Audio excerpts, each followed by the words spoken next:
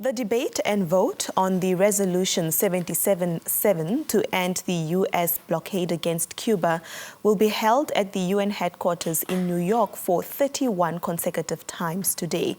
These sanctions have severely restricted Cuba's access to U.S. markets and financial systems, making it challenging for Cuba to engage in international trade and commerce, which in turn leads to hardships, scarcity of goods, and reduced economic opportunities for the Cuban people.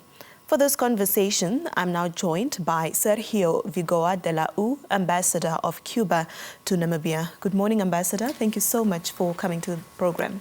Okay. Thank you. Good morning, and good morning, Namibia. Yeah. It's a pleasure to be here, and I would like to thank the NBC for having the opportunity to come here. Yeah, it is a pleasure to have you, Ambassador.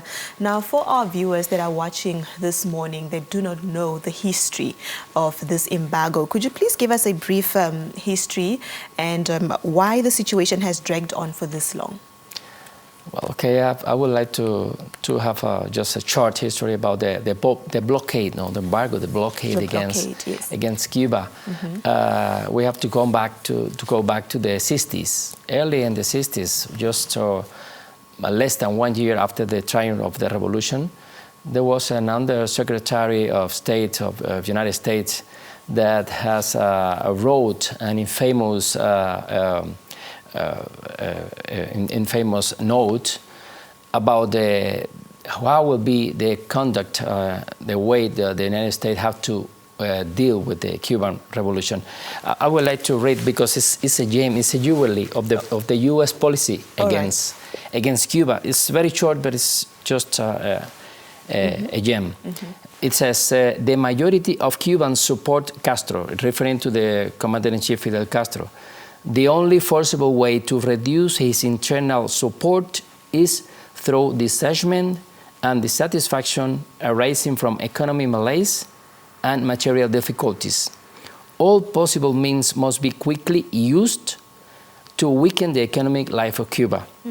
A line of action that, being as skillful and discreet as possible, achieve the greatest advances in depriving Cuba of money and supplies, to reduce its financial resources and real wages, provoke hunger, despair, and the overthrow of the government. It's just a jewelry of the United States policy against Cuba. Then in 1962, 61, the President of the United States broke a diplomatic relation with Cuba. And in 1962, there was a presidential order that imposed a blockade, a complete blockade against Cuba. It means to cut any type of commercial with Cuba to any other country. Then in 1992, there was an act that was called the Torricelli Act that prohibited any exchange, even for foreign or subsidiaries companies all over abroad of the United States that can commerce with Cuba. Also, it happened in 1996 with the Hell-Burton Act. And then during those administration, North American administration has been increasing and have been pushed this blockade against Cuba with many measures.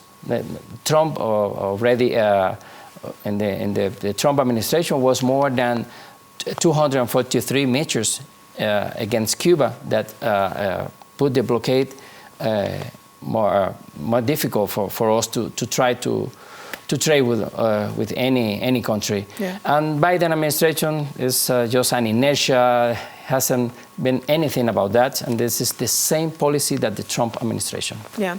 Since then, there has then been a resolution 77-7 that has been tabled. Talk to us about this. Well, this 77-7 resolution. This is for the 31st occasion we are going to present in the United Nations General Assembly. And during those 31st last occasions, almost all the countries have already voted in favor of this resolution presented by the government of Cuba. Then this resolution it's not, well, it will be in the United Nations General Assembly, but let's see what happens. We expect that we are going to defeat morally, at least morally, the blockade against Cuba. And once this blockade against Cuba has been defeated, as you mentioned, what impact do you think this will have on Cuba and its people? Well, unfortunately, there won't be any impact in the Cuba life, Cuban life, because that doesn't mean that this resolution is not mandatory, it's not binding, because it's contrary.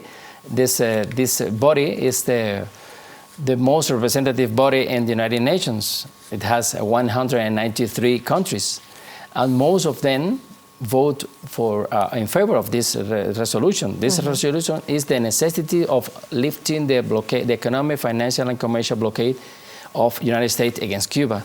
Most of them vote in favor of this resolution, but it doesn't happen. Then the Cuban people, unfortunately, the 80% of the current Cuban population right now doesn't know how to live without blocking. This is a real fact that we have to take in account. Yeah. Going back into history, what other measures has the Cuban government put in place to fight for the removal of this blockade? Well, to tell you the truth, we have been trying to do many things in terms of trying to avoid the blockade of the United States. But it is not the Cuban government and it is not the Cuban people that has to do an effort to quit to lift the blockade. It's the United States government that has to make efforts to lift the blockade, because it's a unilateral blockade. It's a unilateral measure that the government of the United States have imposed to the people, to the Cuban people. Yeah. Then there is not Cuba that blockades the United States. Then they are the only one that have to make efforts to lifting this blockade. Apart from the U.S. trade embargo on Cuba, has this affected trade with other countries? Yes. Really, the United States government has tried sometime to have the image that this blockade is only a bilateral problem, but it is not.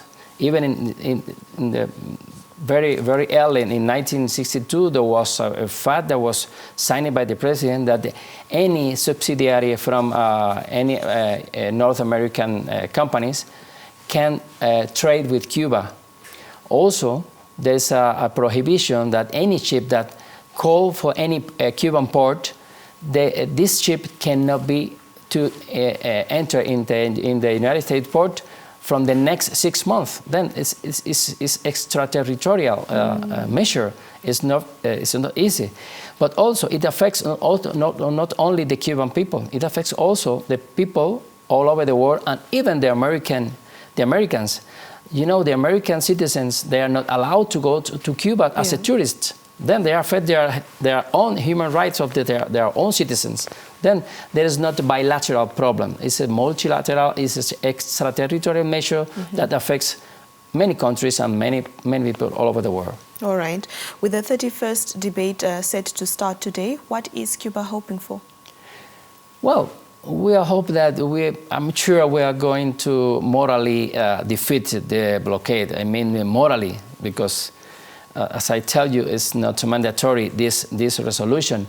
But, for example, in the last high-level session of General Assembly, more than almost 45 countries talk about the blockade on Cuba. Then it means that most of the countries also during the debate today and the votation and the debate on the votes tomorrow will be more or less the same of the last 30 times. We've also seen countries in support of the removal of this blockade, including Namibia, who we saw the Friends of Cuba Association hosting a demonstration over the weekend. Do these types of demonstrations contribute in any way? Yes, I think all the demonstrations contribute. Even that last Saturday was many countries all over the world that did this kind of demonstration.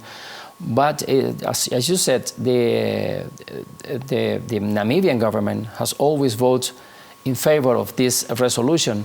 And I really would like to thank in public the position of the Namibian government in all international forums, headed by his president, Hage Geingob, that all the time has been talking about the necessity of lifting this injustice and unilateral blockade against Cuba. Yeah.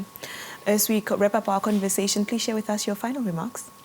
Well, I would like to invite everybody to follow this debate that we're going to be at 4 o'clock Namibian time today, or to more or less 7 p.m. and tomorrow will be in the from 4 o'clock the continuous of the debate, and also in the final of the the midday will be the votes in the United Nations Assembly. I would like to invite all the Namibians that follow these votes. All right. Thank you, Ambassador, and all the best.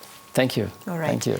Well, that was Ambassador of Cuba to Namibia, Sergio Vigoa de la U, and he was talking to us about the debate on and vote on the resolution 77-7 to end the U.S. blockade against Cuba that will be held at the UN headquarters in New York for 31 consecutive times starting today. And he mentioned that it's during the period between 4 and 7 p.m. that is in local time.